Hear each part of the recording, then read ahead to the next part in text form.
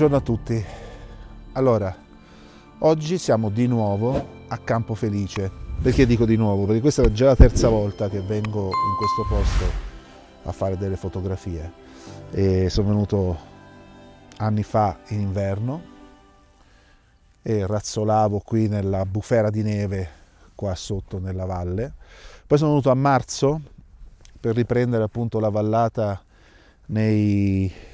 diciamo così, nel finire dell'inverno, e peraltro per tutti e due vi ho messo il video qui sopra, e soprattutto in quell'occasione a marzo ero venuto proprio in questo punto per fare l'alba, quindi per fotografare la valle all'alba. Adesso che siamo a fine estate, quindi fine agosto, ci sto riprovando e ancora una volta il sole mi gioca un brutto scherzo, perché il sole dovrebbe apparire dietro quella montagna, diciamo così, in quella V tra quelle due montagne, e invece proprio lì viene bloccato dalle nuvole, oltre che dalle pareti rocciose. Per cui il tramonto è avvenuto 3 minuti fa. Vediamo un po' se si verifica qualche cosa, quindi se c'è qualche colore adesso nei prossimi minuti. Diversamente niente, farò appunto le mie foto mattutine da questo punto, anche perché questa valle appunto è comunque molto bella anche senza i colori dell'alba, che però gli avrebbero dato un valore aggiunto.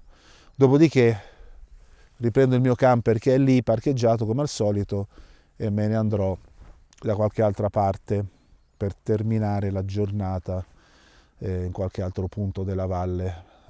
Presumibilmente risalirò comunque le piste da sci fino a che posso, per poi fare delle foto della vallata da quel punto di vantaggio, quindi là in fondo. E niente, quindi adesso aspetto un altro pochettino e vediamo che cosa ci riserva la mattinata. A tra poco.